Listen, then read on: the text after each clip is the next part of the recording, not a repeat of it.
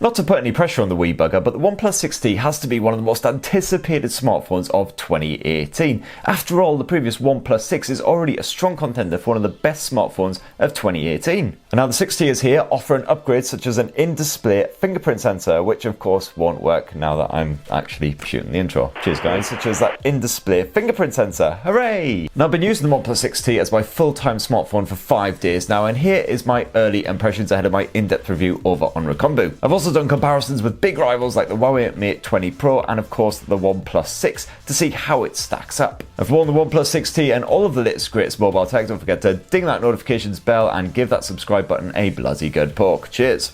Now in terms of the design, the OnePlus 6T is very similar to the previous effort, with a glass backend that comes in either a matte or a glossy black finish. It's constructed of Gorilla Glass 5 again, although that front panel has now been upgraded to Gorilla Glass 6.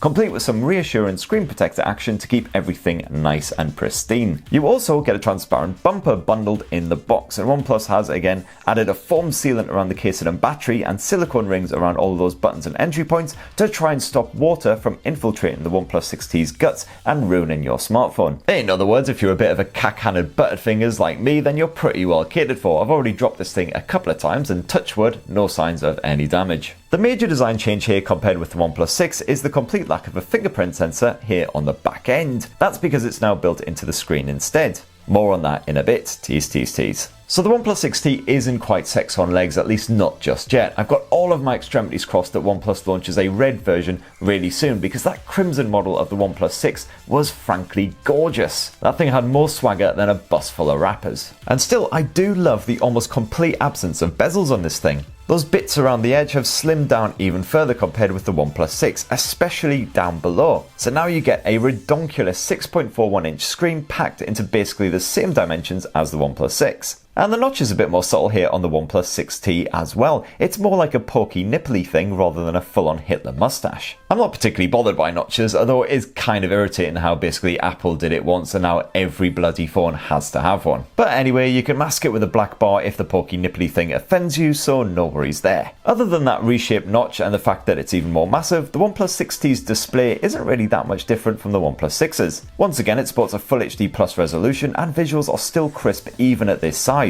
You do miss out on some of the finer details that you'll notice on something like the Mate 20 Pro when you're checking out photos or watching movies, but it's certainly not enough to be troubling. And you've got loads of customization options, so you can piddle about with the color output or have it so the screen temperature automatically adjusts to match your ambient environment. Nice. The audio output is pretty decent too. You just get a single speaker slapped there on the bottom, but clarity's pretty good and it's just about powerful enough to comfortably watch videos in a noisy room. You can play around with the audio settings to suit whatever you're doing, and I had absolutely no problems connecting Bluetooth speakers or headphones, something that I can't say for the more expensive Pixel 3 phones. Of course, like the Pixels, you do get distortion when listening to music on top volume, so I definitely recommend hooking up a Bluetooth something or other.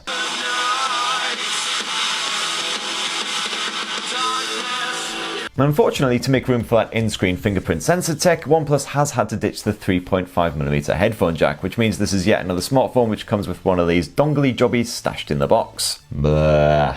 Speaking of that fingerprint sensor, at first I really actually wasn't a fan. It seemed to fail quite often, at least every other time that I tried to use it, unlike the Huawei Mate 20 Pro sensor, possibly a result of the screen protector slapped over the top of the display. But I discovered soon after that enrolling each thumb twice quickly solved that problem. Now I have no issues with accuracy at all, job done. And Qualcomm's tech works impressively quick too, proving just as fast as that excellent facial recognition. Now that facial recognition once again works an absolute charm. In low light nighttime conditions, the screen will light up to illuminate your mug, works a charm. Unfortunately, sunglasses are its Achilles heel. Normal glasses are absolutely fine, but if you put on a pair of shades, it will confuse the living shit out of this thing. Now, like most new smartphones, you do get a tasty slice of Android pie slapped onto the OnePlus 6T straight out of the box, with Oxygen OS 9.0.3 heaped on top like a creamy blob of ice cream. The software experience isn't really any different from the OnePlus 6 post-Pi upgrade. In fact, one of the main differences is just the layout of the settings menu.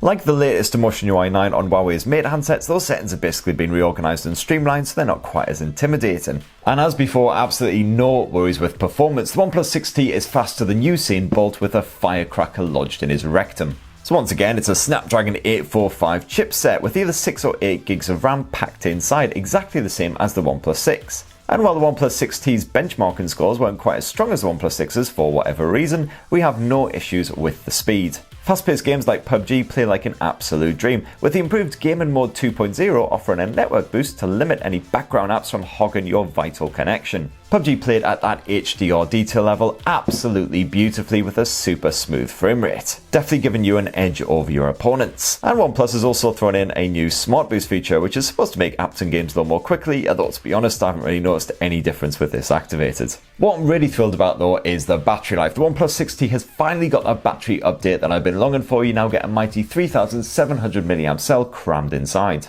So far, I've comfortably got through a full day on a single charge, even with some seriously intensive use, and most often I have enough charge to last the next morning as well. Dash charge is of course a blinder as always, although once again there's no support for wireless charging. Not really a massive miss, but there you go. And more good news on the storage front. The OnePlus 6T now comes with 128 gigs of space as standard rather than 64. And you can also upgrade to 256 gigs if you like, although as always there's bugger all support for micro SD memory cards. And what about that camera tech? Well, the hardware all sounds very familiar, certainly to any OnePlus 6 owners. The OnePlus 6T once again rocks 16 megapixel and 20 megapixel lenses. Both of those have an f1.7 aperture, and you get a nice slice of optical image stabilization to give you nice crisp shots. However, the OnePlus 6T does boast a killer new feature, and that is the new night mode. This does a great job in the evenings, producing brighter, sharper, more detailed photos than the standard auto mode, although it is not quite infallible. Stay tuned for my full camera feature tomorrow for all you need to know.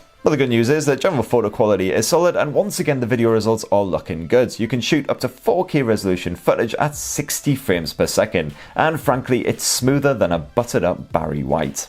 So that right there is what I think of the OnePlus 6T after 5 days of use. I'm definitely really enjoying it so far, although is it as good as the Huawei Mate 20 Pro? Well, that is a tough one. I'm going to be using it for a few more days just to really decide. Don't forget to go check out my full comparisons. My camera comparison with the likes of the Pixel 3 and the Huawei Mate 20 Pro will be coming tomorrow. And as always, give that subscribe button a lovely poke and ding that notifications bell for more on the latest and greatest mobile tech. Cheers everyone, love you!